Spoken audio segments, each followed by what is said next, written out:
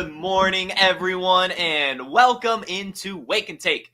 It's your boy Jason, and we've got some football to talk about today. Today, we're going to talk a little bit about some news, and then we're going to go into 5 players that are mispriced, whether they be overvalued or undervalued. So you're going to have to stick around to find out what I mean for those 5 players. But go ahead, take out your coffee, sit back, relax, and enjoy the show.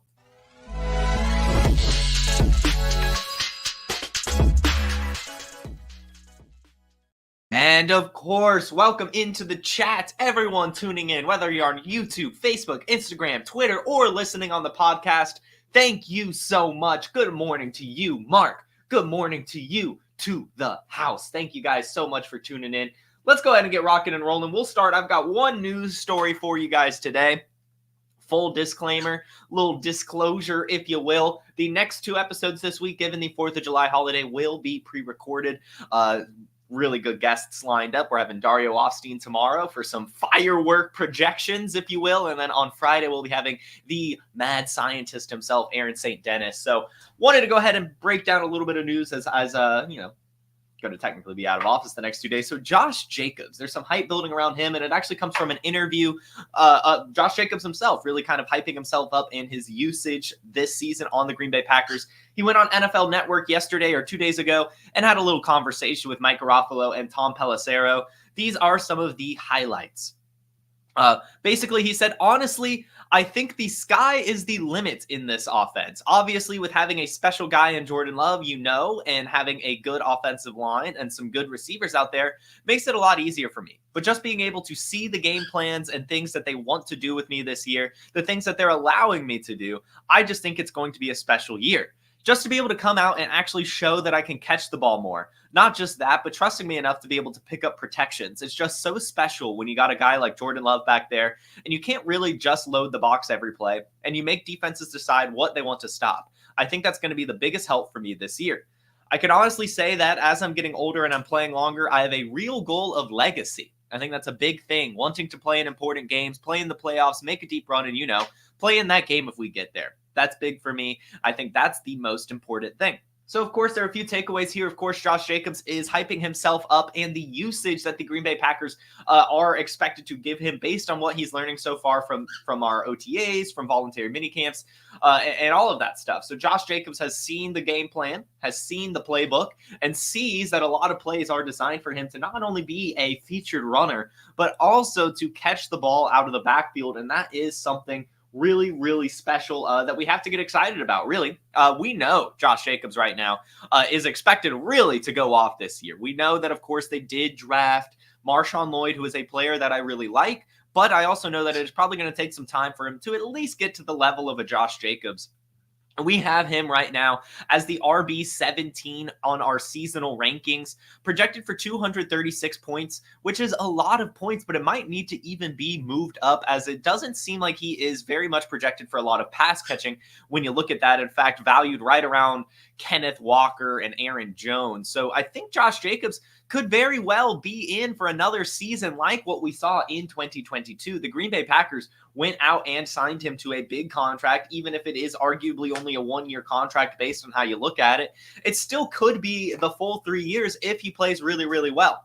And we saw over 2,000 yards from him in 2022. We saw 53 receptions. We saw 400 receiving yards. And even last year, we saw an 11-target, 8-reception game from Josh Jacobs. He's more than just a between-the-tackles grinder. He really is a running back that can do it all and be a true bell cow in this league. We've seen it, and I fully expect him to be good again on such an electric offense in Green Bay. Of course, I'm still taking Marshawn Lloyd in Dynasty, but it is really Josh Jacobs' season. I really expect big things from him. I actually did a trade we'll talk about later in the show, some mispriced fantasy football values. I actually did a trade for Tyreek. I traded away Tyreek Hill in my Dynasty league for Josh Jacobs and some extra cherries on top, of course. I mean, well, not just Josh Jacobs, but that was a pivot I wanted to make because I viewed, Tyreek Hill as a win-now wide receiver. I view Josh Jacobs as a win-now running back, and I wanted some extra pieces on my team. I like Josh Jacobs a lot this season. Very excited to see what he can bring to Green Bay.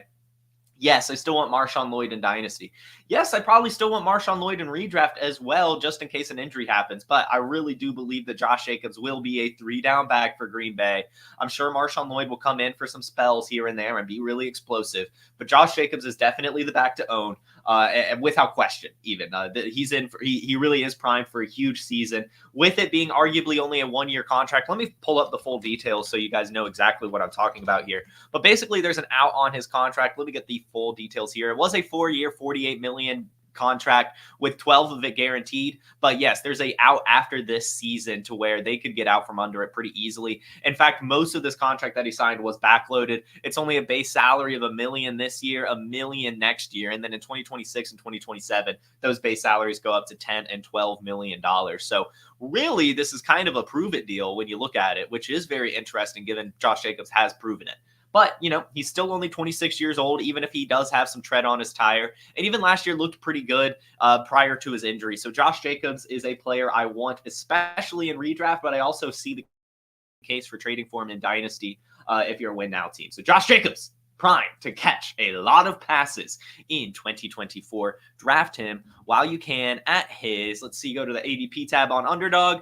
RB12 value, 5th round right now in Underdog. That is not too shabby for a player like Josh Jacobs. So that is where we're at on that subject. Before we get into my 5 mispriced players, why don't I go ahead and play a little bit of an ad break for our Dynasty Deluxe. This episode is brought to you by PlayerProfiler, the Dynasty Deluxe package. The rankings are the best in the industry. It includes strategy mode where you can say, hey, change the rankings to be win now. Oh, change the rankings to be productive struggle. There's also a draft planner to help you strategize where you should take players because the draft planner also includes ADP. There's a trade finder where we look up on My Fantasy League and we see trades that are done, including a particular player. Then there's a trade analyzer where you can plug in draft picks, players, and we assign a lifetime value to draft picks out 5 years. The best thing about our trade analyzer, it can't be gamed with volume. And there's mock draft data to see right now what's the market for player X versus player Y, including in the fall when very few mock drafts are happening. And our Dynasty guide, the Dynasty Dominator, would cost you $10 on Amazon, but you get it for free with Dynasty Deluxe, and you get our rookie guide for free, a $25 value. So you get all of that for $45. I mean, it's a great deal. It really, really is a great deal. Go get that Dynasty Deluxe package. And if you want even more, go ahead and just get the full all-in package. You can use promo code JASON and get $20 off of it. That'll give you the Dynasty Deluxe. That'll give you the data analysis. That'll give you the player rankings. It'll give you all the wonderful player profiler tools to help you win your league. So, guys, I've got 5 mispriced fantasy football players for you. Are they underpriced? Are they overpriced? What do I mean? Well, we'll go player by player. The first one I want to talk about, as teased with the Josh Jacobs trade I mentioned, is Tyreek Hill. And this is a Dynasty take. Some of these values will vary between Dynasty, Redraft, and all that stuff. But Tyreek Hill right now, I've talked about it a few times on the show. I've talked about it on Trade Gods. But right now, Tyreek Hill is the Dynasty wide receiver 12 on Keep Trade Cut. And I get it. Last year, Tyreek Hill was on pace for 2,000 receiving yards, right? He finished the year with 1,800 receiving yards, 13 receiving touchdowns, averaged 23.5 points per game, which was second in the league. Really, really a dominant season from him. But he is only getting older. He is now 30 years old officially, 30.3. And when you look at his peers, I just don't understand the valuation here. Because you can get essentially 5 win-now receivers for this one win-now receiver in Tyreek Hill. And I understand that his ceiling is insane. But so is the ceilings for some of these other players. When I talk about Tyreek Hill being the Dynasty wide receiver 12, why is Devontae Adams the Dynasty wide receiver 35? Why is Cooper Kupp the Dynasty wide receiver 37? Why is Stephon Diggs the Dynasty wide receiver 42? Why is Mike Evans the Dynasty wide receiver 33? And most importantly, why is DeAndre Hopkins the wide receiver 65? All of these coming from keep, trade, cut. You can take Tyreek Hill right now, not only offload him for his younger counterpart Jalen Waddle very, very easily, but you could get a Devontae Adams with a massive cherry on top. You could get a Cooper Kupp with a massive cherry on top. You could get a Stephon Diggs, Mike Evans, DeAndre Hopkins, all of these old elite wide receivers that have just as high of a ceiling as Tyreek Hill, maybe slightly less. Like maybe their ceiling isn't 2,000, maybe their ceiling's 1,800 yards, right? These are some elite, like Hall of Fame wide receivers, and they're a third to a fifth to a sixth of the price when it comes to DeAndre Hopkins, right? So I just do not understand Tyreek Hill's dynasty valuation right now. I really don't. Even as a win now team, I understand why you would be going for him. But then I would just ask myself, well, actually, if I'm a win now team, why am I paying up for a Tyreek Hill when I could pay down for a Cooper Kupp? I could pay down for a DeAndre Hopkins, a Stephon Diggs, and Mike Evans, a Devontae Adams, any of those older wide receivers with just a very similar ceiling with a very successful potential 2024. I know Tyreek Hill has the ceiling. I know we've seen some great seasons from him, especially last year. I mean, we're talking about back-to-back 1,700 yards from this player, back-to-back seasons with 20 or more points per game. But at some point, something has to give. Age catches up to every single player in the league. And so I would rather take the very risky, high-valued asset in Tyreek Hill and, move some of that risk to another risky old wide receiver with a high win now wide receiver and see what youth or other type of package I can get on top. I don't really think you're going to be missing too much at the end of the day in terms of a week-to-week point scoring in season basis. I know it's tough to do, but we're nearing the end of his contract. They're just extending Jalen Waddle. We don't know what the future is for Tua on this team. So many question marks on top of even his health concerns from earlier in his career in Kansas City. He's been relatively healthy the last 2 seasons, but at some point, I just think it's going to catch up to him. I mean, we talked about, last season at this point in time, Cooper Kupp was right around the same range. And I just mentioned he's now wide receiver 37 in Dynasty. There's just so much value to be lost with an asset like Tyreek Hill, where I am just not comfortable rostering him in Dynasty as high of a ceiling he has. As To The House says, that Julio Jones cliff drop can just come out of nowhere. And I'm not saying that he's going to jump off a cliff, right? I'm just saying that in Dynasty, values are so fickle. Tyreek Hill could very easily have 1,000 yards, right? No doubt in my mind that Tyreek Hill could have a great season this year, and that's why this is just a Dynasty take. But he could also very easily get injured, and we're talking about him being in the wide receiver 30s again. I mean, and even if he has another good year, his value's still probably going to go down because then he's going to be 31 next year. And it's just, this is it, right? You can get wide receiver 1 value for this player right now, and I know it's very hard to move on from a player like Tyreek Hill, but I just think you have to do it. I really, really do, especially, him being a little bit undersized and one of those more speedy players. That's just the exact type of stuff that catches up to you. So I'm moving off of him as much as it pains me. But, I'll be taking some Cooper Kupp, guys. Tyreek Hill is overpriced right now in Dynasty, but Cooper Kupp is underpriced right now in Redraft, actually. We talk about, these players, like Tyreek Hill has a Redraft wide receiver 3 price tag, right? Devontae Adams, he's going in the second round. A lot of the wide receivers I mentioned, saying DeAndre Hopkins, Devontae Adams, Stephon Diggs, Mike Evans, Tyreek Hill, all of those wide receivers I just mentioned go before Cooper Kupp in Redraft, but they're valued around the same in Dynasty or even cheaper. And so I don't really understand it. I especially don't understand why Cooper Kupp has an underdog ADP of wide receiver 23 right now, because that's what he was last year. Last year, he was wide receiver 23 on a points per game basis, despite missing 4 games, despite clearly being less than 100%. And if you look at the games that both Cooper Kupp and Puka Nacua played, Cooper Kupp had 4 games with 10 or more targets. Puka Nacua had 3. So Cooper Kupp actually was more highly sought after in this offense when both were out there. Kupp also last year, believe it or not, had 3 top 5 weekly finishes. He had the ceiling last year. So why a guy who was wide receiver 23 on a points per game basis in a down year is he being drafted as the wide receiver 23? That's his floor. Cooper Kupp could very easily be a top 10 wide receiver again. The Rams, Matthew Stafford, they all clearly still rely on him. I mean, despite missing his games last year, he was still 9th in red zone targets, just total red zone targets. He was 15th in slot snaps, missing 4 games, yet the volume was still there. This is a player that is a very, very good wide receiver. One of the best seasons, if not the best wide receiver season we've ever seen, just came from him a couple seasons ago. He's healthier now, a full offseason. The Rams have slightly upgraded their offensive line. They're even upgrading the running game, giving Kyren Williams some help. Matthew Stafford, another year removed from his injury. Sean McVay, even another year just under his belt as a head coach. I mean, this Rams team looks better than they did last year, better than they did a couple seasons ago, and are primed for a really, really good season in a shootout division. Cooper Kupp being healthy, Cooper Kupp another year under his belt. Puka Nacua breaking out might even help Cooper Kupp be covered slightly less, but either way, wide receiver 23 price tag for the season.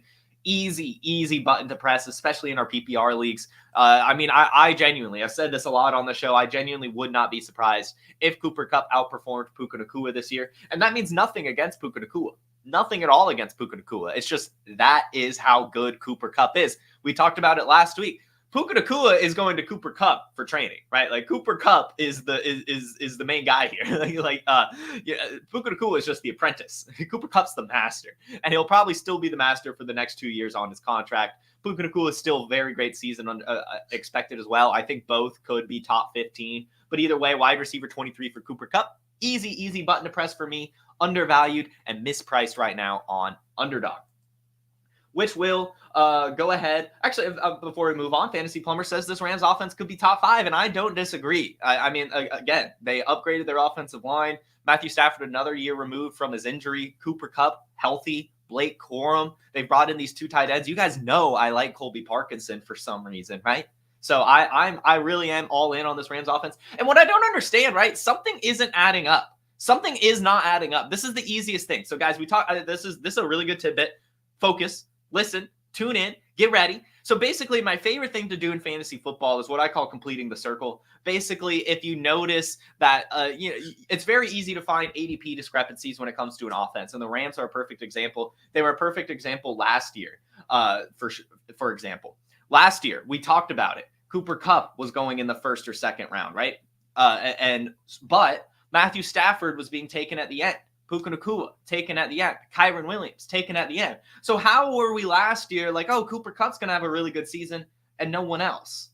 And then we saw, oh, Matthew Stafford had a really good season. Cooper Kupp had a really good season. Puka Nacua had a really good season. Kyren Williams had a really good season. We can do the same thing this year. Puka Nacua being drafted in the first round. Kyren Williams being drafted in the second round. Cooper Kupp being drafted in the third, fourth, fifth round, right? But Matthew Stafford being taken at the end. Tutu Atwell being taken at the end. Blake Corum being taken towards the end. There's still so much value to be had. And we tell it, right? We all believe that Cooper Kupp, Puka Nacua, Kyren Williams can have good seasons. But why can't we believe it for Matthew Stafford? It makes no sense to me. Continue.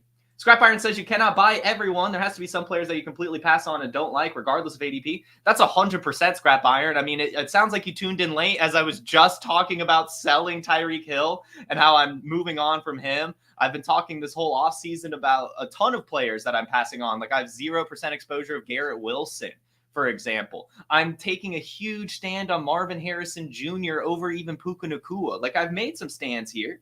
So don't tell me that I'm buying everyone. That is just not the case. I'm simply just buying Cooper Kupp right now.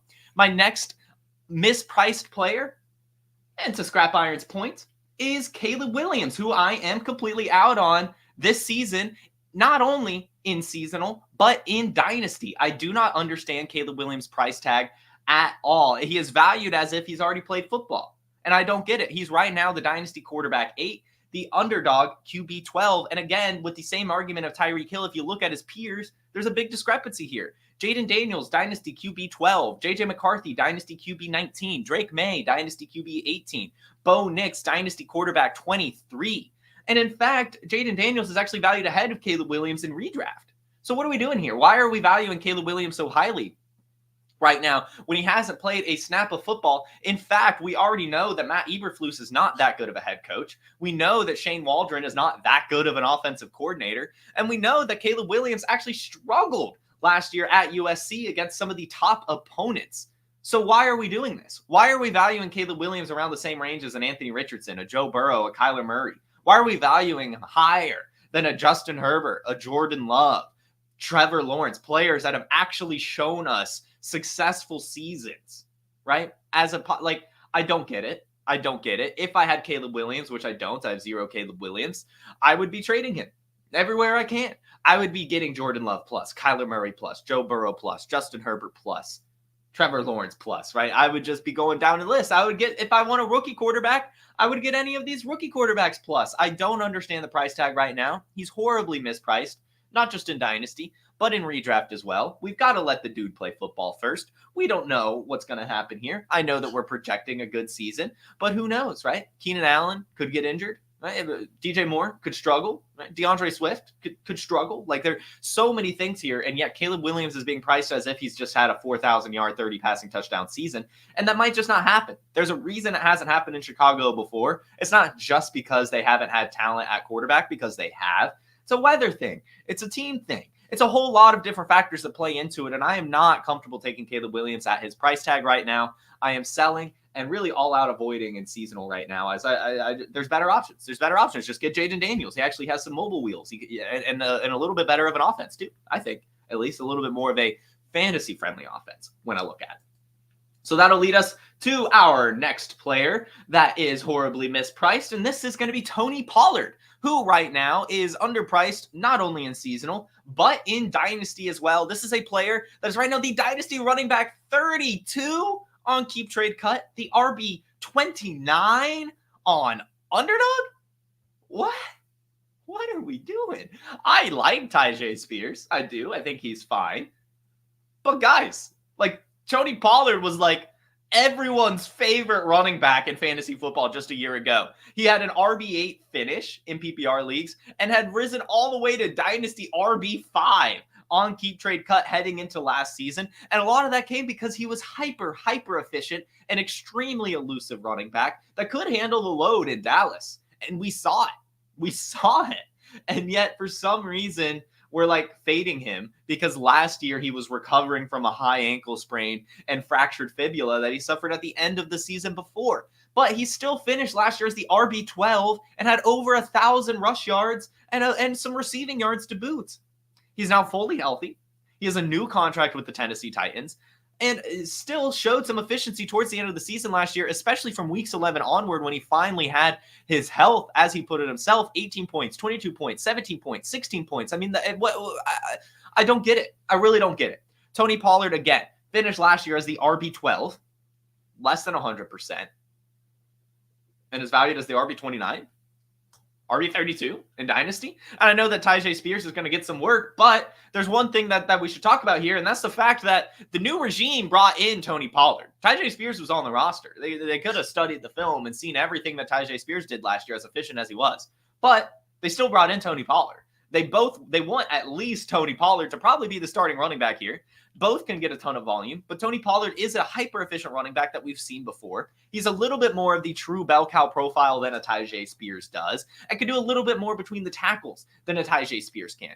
Tony Pollard is a running back that we need to be drafting right now. I do not get it. I really don't. We're fading him because he was less than 100% last year. But even at less than 100%, he finished with over 1,000 yards and was healthy for most of the season.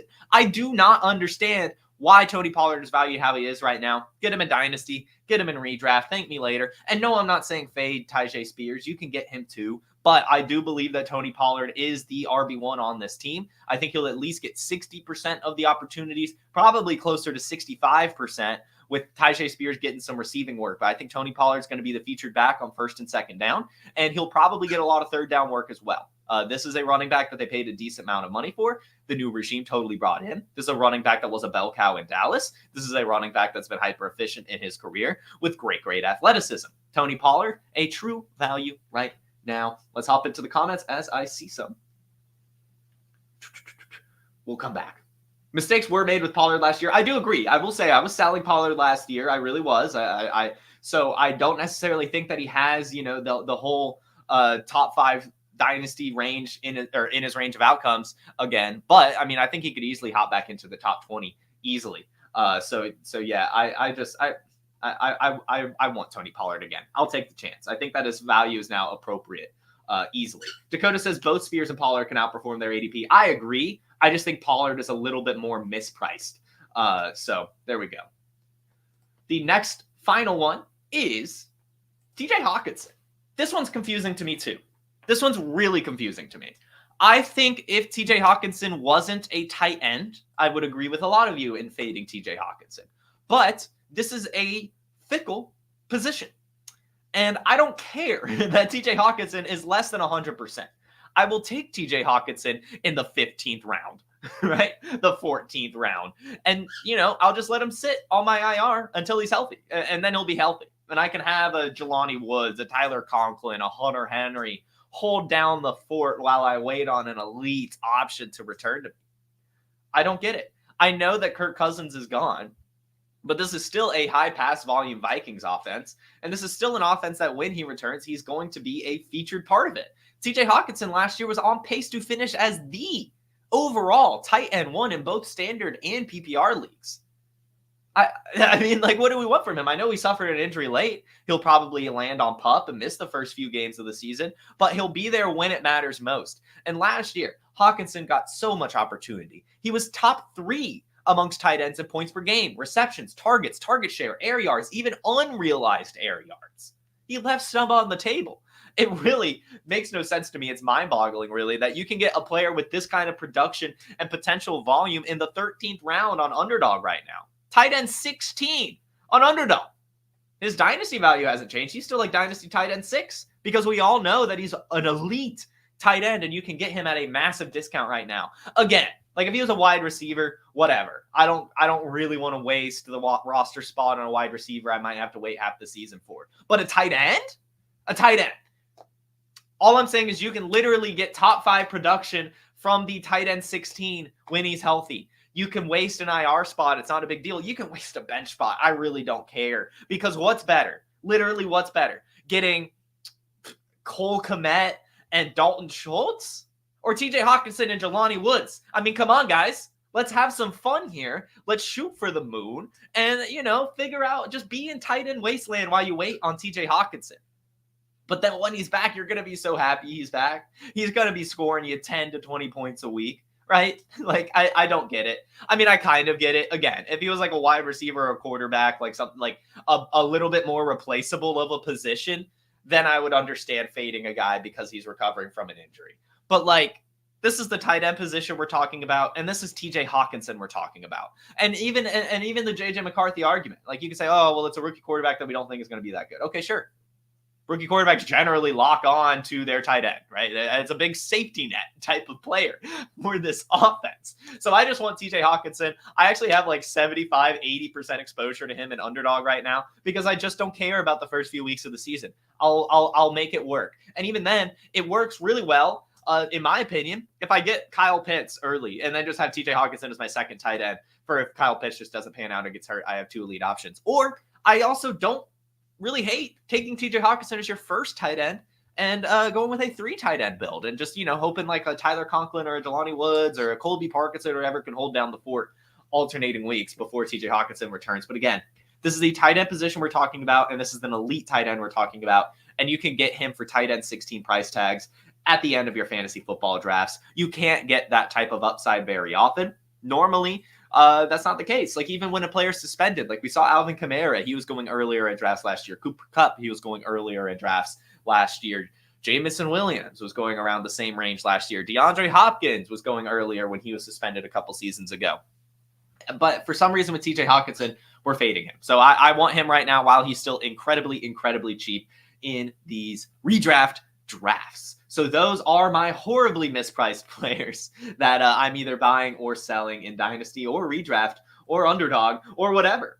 So yeah, thanks guys for tuning into that. Let's go ahead and check the chat for some extra questions. In Dynasty, would I rather have Michael Pittman and Jameson Williams or Olave? And this is probably a hot take for me, but I would rather take these swings on Michael Pittman and Jameson Williams. Basically, what I'll say here is in any given season, I don't necessarily believe that Olave is that much better than Michael Pittman. Both of them are wide receiver ones on offenses, right? And some high-powered offenses, at least on the Colts side, even if, they kind of balance each other out. The Saints might be a little bit more pass-heavy, but the Colts offense is a little bit better. So I think that evens it out. And then you get the really fun upside swing in Jameson Williams.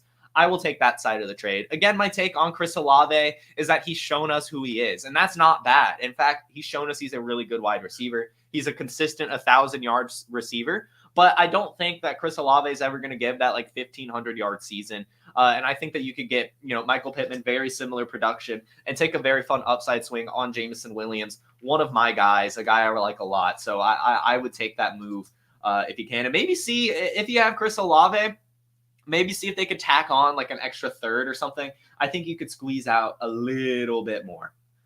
Just a little bit more. Jamie says, you cannot buy Ryan Flournoy. Cannot forget. You got to buy Ryan Flournoy. The Fantasy Plumber says it's hard not to be out on the entire Bears offense. Even if Caleb breaks every Bears QB record and puts up 3,030, the wide receivers will be massive disappointments. Yeah, I have not had an easy time drafting DJ Moore.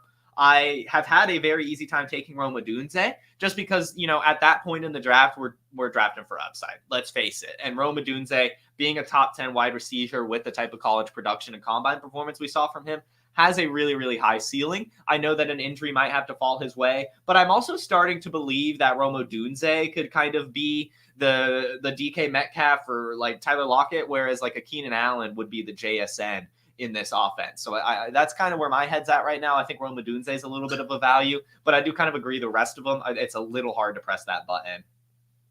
Let's see. Can we say the same for MHJ as you're saying for Caleb Williams?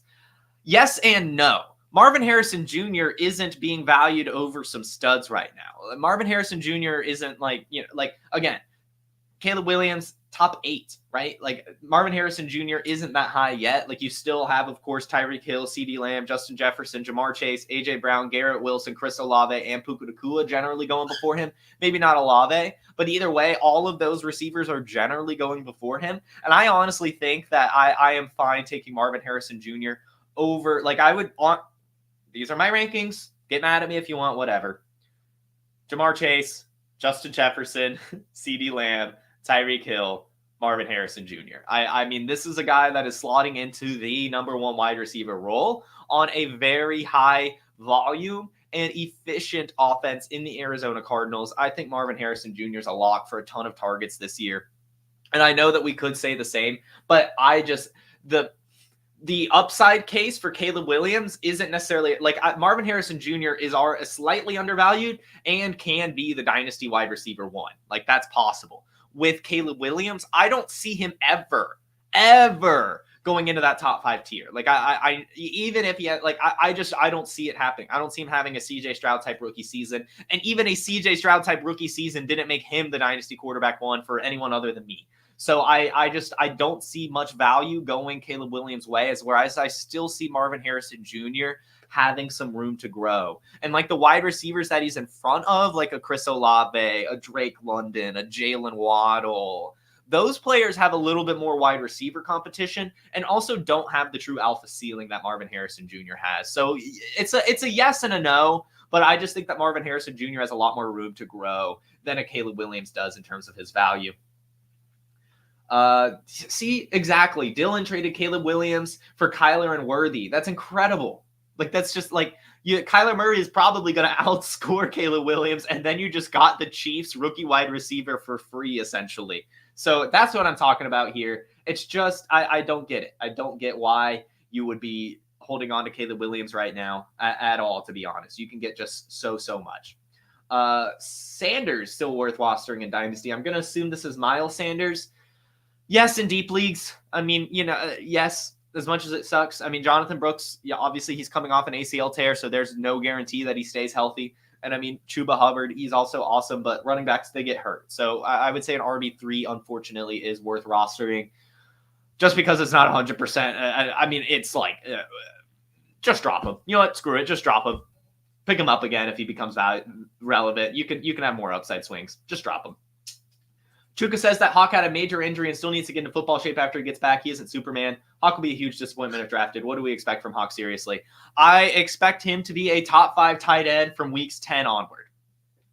That's what I'm expecting from him. As Tyler says, he's a second half play, especially a championship week play. I really do think that Hawkinson is going to be really good when he returns, at least when he becomes healthy again. Let's see. Jaden Reed in a 25 third for 25 first. Yeah, give me the first. Give me the first. I do like Jaden Reed, and it is close, but I think that I would like to re-roll there. You're going to gain some value. Obviously, Jaden Reed wasn't a first-round pick, but also I do believe in Christian Watson. I think Romeo Doubs is still going to be there, right? Like so I don't know if Jaden Reed is ever actually going to get that alpha usage. I still think he's obviously going to be a very, very good fantasy football asset and a very, very good producer. But I think there's a little bit more of an upside case here with that first-round pick. You can clear the roster spot, so I think I would do it. Will you guys be running the head-to-head tournament again this year? I actually don't know. I will look into that. I'll probably have to ask next week as our directors meetings are on Thursdays, and tomorrow being 4th of July, we canceled it. But we'll next week we'll have it, and I'll see. I think so, but I'll have to double check. But yes, Fantasy Plumber is right. Reed's production is easily replaced. So many wide receivers, and yes, Marvin Harrison Jr. at the top of round 2 tier, which is just fine. Yes, he could underperform there, but I think more than likely that's accurately valued just because there's not really that much target competition. Marvin Harrison Jr. I really like. I would not be surprised if he finished as a wide receiver 1. I don't think he will. I think he's going to be more like 5, like I said earlier. But that's how he can get so many targets and he can be so good. So I just there's absolutely no world where I'm fading him, and I am taking some stances on him, taking him even in the first round in some underdog drafts just for team build and stuff like that. So anyway, that is today's show. Great question, guys. That added an extra 10 minutes. Always nice to get some time talking with you guys. You guys are an incredible audience. Thank you so much for tuning in. I hope to see you all tomorrow and Friday. We've got some great guests lined up, so make sure you tune into those episodes. And we'll be back live on Monday for breaking down the news or whatever else happens over the weekend. Hopefully we get some Brandon Ayuk updates. As they said, they would reassess after the 4th of July. So we'll find out. But either way, guys, thanks again for tuning in. You all have a wonderful Wednesday, a fantastic rest of your week. Enjoy 4th of July weekend. Have a good one. Peace. Hey, I want to take a moment to thank you for tuning in. It's important to me that all of our media be free. This is only possible because of you allowing a true independent sports media enterprise to thrive unlike any other in the business. So please subscribe to the All In Package to continue to make all of this possible, to ensure that all of our stats, information, data, content is available to you, especially you, the people that get the site and get the show.